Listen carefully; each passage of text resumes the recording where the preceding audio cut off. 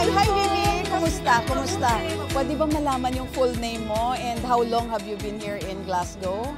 My name is Lily Balongay. Dumating ako dito in 2020. That's the peak of pandemic. So yun, nabigyan kami ng blessing from God. So ginab namin yung opportunity na to na mapunta dito. How's your work dito sa Glasgow? So hindi ka naman na-i-stress sa trabaho mo? Sometimes, kasi we've been dealing with patients, yung mga concerns nila, yung mga medical histories nila. How do you cope with that? Magbabanding kami every weekend. We make sure na lalabas kami every weekend. Aside sa work-related stress, yung may malungkot dito, away from family, kasi kami lang. MX3 capsule, ano yung naging effect sa health mo? Nagpa-check ako sa doctor kasi nga nag-worry ako, may lump ako dito. Pero hindi naman siya nothing serious. So nalaman ng family ko sa Pilipinas, pinadalhan niya ako sa Dubai, which is okay naman, naging okay. So, tayo'y makinig sa drama ni Jimbo at Sheena.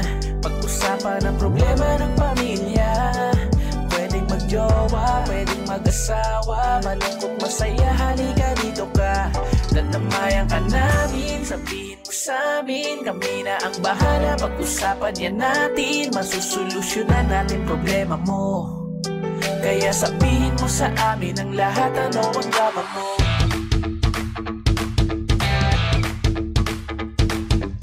Same pero iba! We are number 106.7 Energy FM. Panggabong sabing radyo, sabihin mo! Energy! Alam mo kung bakit ganyan? Ang gulo. Parang ganito na kaya ako. Minsan daw talaga, sala sa init, sala sa lamig yung camera natin. Hindi ko alam eh. Pero anyways, magandang hapon mga pangga. Oras natin, 4:30 na!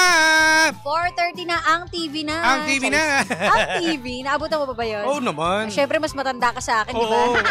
Kasi tinanong mong naabutan mo ba yun? Oo. Sino yung mga artista na yun? Kasi di ba parang nung kapanahon mo, iba na eh. Parang iba na, lumaki, oo. naging teenager na or tumanda na yung mga dati ko pinapanood eh. Pareho ba tayo ng jingle no? Si... Sample na lang, inabutan mo si Jolina. Hindi na. Tingnan mo. Di ba si Jolina doon din galing? Ang TV. Ay, oo ata. Pero hindi ko na matandaan. Ang inabutan mo niya ata sila Paolo. Camille Prats. Yun, sila lang inabutan mo. Di ba magkakabatch sila?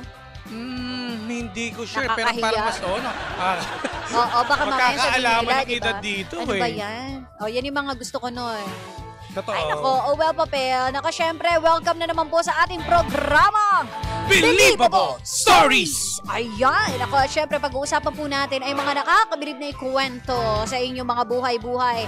Alam nyo, super random ha. As in yung tipong kahit na merong magtataho sa inyo na inalayan ka na tulungan ka magbuhat ng bag, gano'n. Di ba nakakabilib na meron pa palang taong ganito? Pag-usapan natin yun. Pero partner, ito may nakakabilib daw ha. Ano yan? Lalo na sa mga, marami makaka-relate dito, yung ating mga grab bike rider. Ay, hindi pala kotse. Pwede na rin kasi tunog preno pa rin. Pero ito na mga grab bike rider, partner. Ano meron? Na may kapansanan. PW dito, partner eh. Okay. Na nakita ng mga tropa natin na sa kabila na may kapansanan ka, diba, pinilip mo pa rin magtrabaho. Oo. Ito yung sample, may picture nga tayo eh. Patingin nga. Makikita nga. ng direct natin. Direct, pakifocus nga po. Focus mo ba?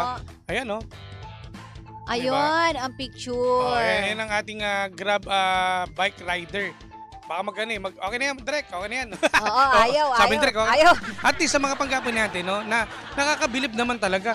Kung ibang tao nga kompleto yung, ang katawan nyo, di ba, kompleto yung kamay, paa, ganyan, wala problema, masigla, malaki katawan. Ang tamad! Diba? Ang tamad, partner! Ayun yung pinupunto ko kasi meron rin ako mga kakilala, partner, na ang laki-laki ng katawan, diba? Yung tipong may pinag-aralan naman, gwapo naman, maganda naman, pero pakanuknukan ng tamad. At bukod pa dyan, mapili pa. Yun. Mapili pa sa trabaho. Ayun yung masakit sa utak at sa puso. Yung magtataka ka na bakit sa kalagayan mo, nakukuha mo pang pumili, nakukuha mo pang magreklamo. Totoo. Partner, imagine mo yung mga ganyang pangklase sasabihin, ay, ayoko maging empleyado, gusto ko boss ako eh. Nako, yun nga. Alam mo, wag tayong lumayo, may tropa akong ganyan eh. Diba? Kilala mo yun? Oo, kilala ko nga. Johnson. Pero, Ihintay mo pa ba na meron pang parang mas ang pangit pakinggan na merong tropa ka na hikayatin mo pa na, bro, magtrabaho ka naman, ang laki-laki ng katawan mo. Di ba parang mas nakakahiya? Oo. Ayaw mo sanang sabihin Oo eh. Kasi dapat may kusa ka. Kaya nga, di ba ito sa ating grab bike rider na nakakatuwa, no? Hindi lang ito, dahil for sure marami rin ibang mga pangga natin ang may nakikita sa lansangan na ang trabaho ay ganito rin or maging grab driver, mga partner, no? Ang mga sasakyan na, wow, nakaka-inspire yung mga ganitong tao na Totoo. sa halip na magmukmuk ka sa bahay at sisihi mo ang Diyos. Totoo. Di ba may ganyan na bakit ito pa? Gustong-gusto bakit ako pa? Bakit ako pa? Ganyan. Diba? Yun yung yun sana yung naririnig or nakikita ng mga taong tatamad-tamad at namimili pa. At ang pinakamahirap doon, partner, sila pa yung may ganang magalit kapag hindi ka nagbigay sa kanila. Diba? Yeah. Sasabihin nila, ang ayos-ayos ng buhay mo, hindi ka makapagbigay, para namang kasalanan ng mga maaayos ang buhay. Tama. Bakit naman ganon? Diba? Na porket inaayos yung mga buhay nila, ibig sabihin, may karapatan ka ng manghingi. Nako. Dapat hindi ganun. Bad yun eh. Dapat hindi ganon. Bad. Pero, well, sa ating grab bike rider natin, saludo kami sa iyo. Yes. Nakaka-inspire yan, no, sa lahat ng mga tao, no, na mga makita ko ng ganyan. Alam mo, talagang kung ako naging rider ko siya, nagpa-deliver ako, bibigyan ko ng tip yun. Totoo. Automatic agad at baka pagkain kung ano bang kailangan. Kasi ang hirap maging isang grab bike rider, no, na ito ibabad sa lansangan. Correct. Hindi nga siya nagreklamo? Oo. Nagtiis Yan dahil ang pinakamaganda, di ba? Alam mo, sa totoo lang, no, maraming mga tao na nai-inlove sa ganyang klase. Tama. Di ba, partner? Kasi yung iba iniisip nila, hindi, basta pogi lang, ako wala na akong pag-asa. Hindi. Alam niyo yung mga mabubuting puso, mga masisipag, mandiskarte sa buhay, nakakagwapo at nakakaganda yan. Yan ang dapat tingnan din ng mga kababaihan, no? Hindi dapat sa panglabas na kaanyuan. Yung may dedikasyon sa sarili. May dedikasyon. May dedikasyon. English na. Mahirap kasi kapag walang dedikasyon. Oo. Kaya kung ako sa inyo, dapat meron kang dedikasyon. Masaya yun na meron kang iniisip na for the future mo. Yun. Sa pamilya mo. Hindi yung petiks ka lang na, hindi, ayaw mo na bukas na yung mag-worry sa kanya. Parang, huy, wala kang plano? Paano ka kakain bukas? Tapos kapag binigyan ka, ubos biyaya ka naman. O order ka, kunwari, partner, manghihingi, wala akong makain ngayon, binigyan mo 500 o kaya 1,000. Inuubos naman sa 5 liempo, pinang soft drink sa mga kaibigan, pinantoma, imbis na ipamalengke o pambili ng binhi para makapagtanim ka ng makakain mo. Kaya ang hirap din maging mapagbigay sa kapwa mo. Oo, kasi aabusuhin ka. Abusuhin ka. Pwede namang isang beses, pero kung magdadalawa, 3, iba ng usapan yan. Totoo, ginawa kang charity. Oo, hindi tayo sagip ka pamilya, ha? Kung pwede nga lang, kung only lang talaga ang pera, partner, why not? Kahit everyday ka pang magbigay, pero kapag nakikita mo sa isang tao na wala man lang ni katiting na kasipagan sa katawan, ay, nakakatamad. Tama ka dyan, partner. Magbigay. Kaya sa mga ibang mga pangga natin dyan, dapat magising na tayo, no? Nung ibang mga PWD nga, talagang nagpupursige magtrabaho. Tama. Kahit napakahirap, nagawa nila na solusyon. Correct. Kasi ang kulang lang sa ating mga Pinoy ay diskarte sa buhay. Hindi porkit na mayroon tayong nakilalang mamayaman, doon tayo kumakapit. Ayan, marami rin ganyan, partner. May hingi tayo ng tulong. Di ba? Tapos ang ating naging na natin, sugar mom. Sugar mom! Pero ayun yung mga ayoko, partner Parang, ang tawag sa mga ganyan, leech. Leech! Ano yung Tagalog ng... ang leech ay... Linta. Oo. Ano yung parang may mapapakinabangan ka lang ganyan. Didikit ka. Pakinabangan system. Okay lang naman siguro yung makakatulong. Pero yung parang pakinabangan mo na, ay, sige, ito, okay ito. Big time to Sana magsilbing aral din sa ating mga pangga natin na, di ba, yung mga tamad dyan, dapat magising na kayo. Oo. No? Bangon din pag may time. Kasi iba, dahil pa natin napapalitan partner, meron pang iba dyan, no, na kompleto naman. Wala problema sa katayuan, sa problema niya, sa katawan niya. Partner, gumagawa pa ng masama. Di ba?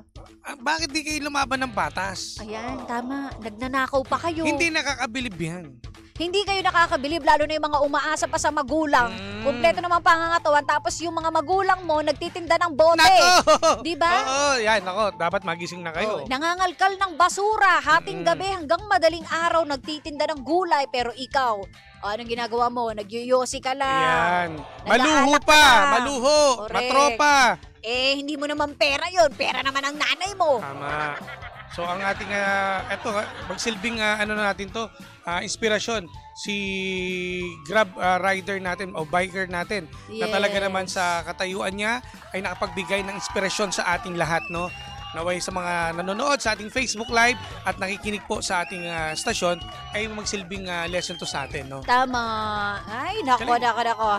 Sa mga nakaka-relate dyan, hello po sa inyong lahat. At mamaya pa tayo magbabatian mga Mamaya, friends. opo, yung may mga babati tayo, yung mga kaibigan natin na nagme-message sa atin, mamaya po kasi meron tayong segment mamaya na lahat. Correct. Gusto mo, sabihin natin lahat buong pamilya mo, pwede. Oo, pwede nyo doon i-share yung mga sekreto Kasi nyo. this time, yung mga nakabilib na istorya ngayon ni Kuya na talagang bibida ngayong araw ng Martes sa atin na saludo kami sa iyo. Palapakan natin, partner. You no? are the best, Kuya. Oo. Sana lahat ganyan.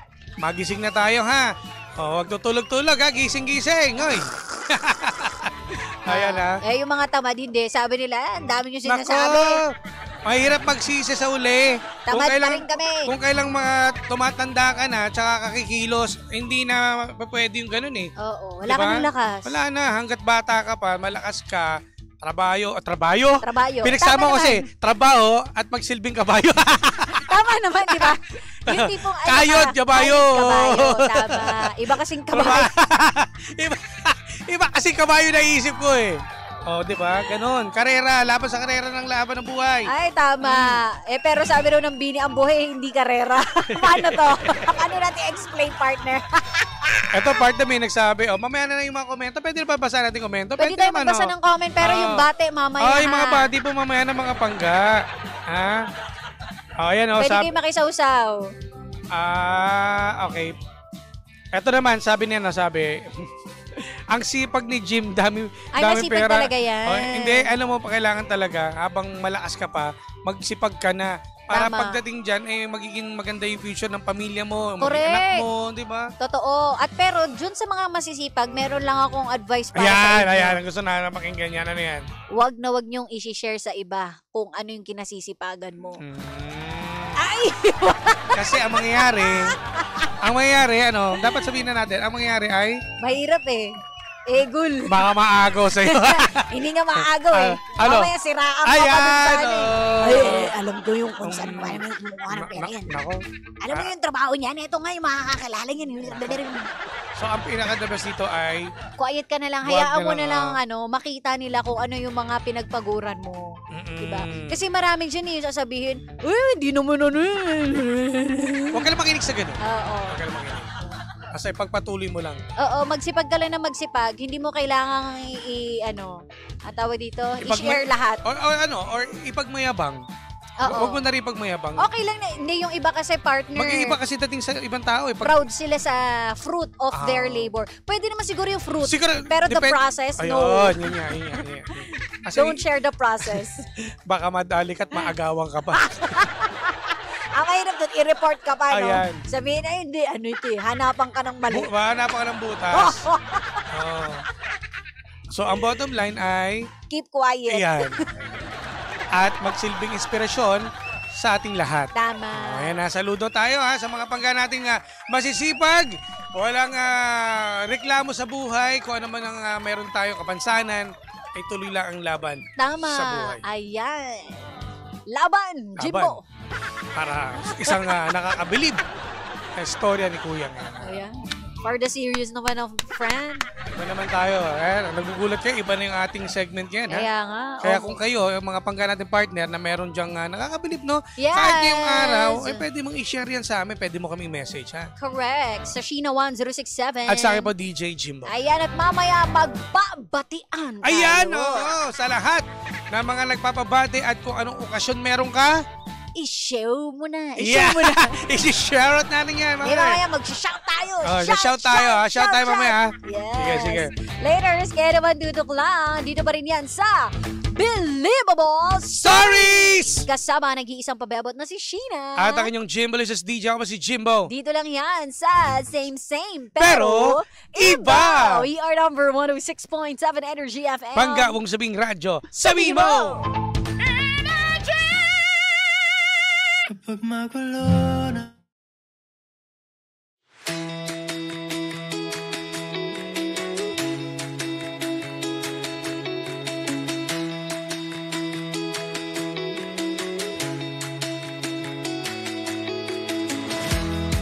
Hi, Riri! Kumusta?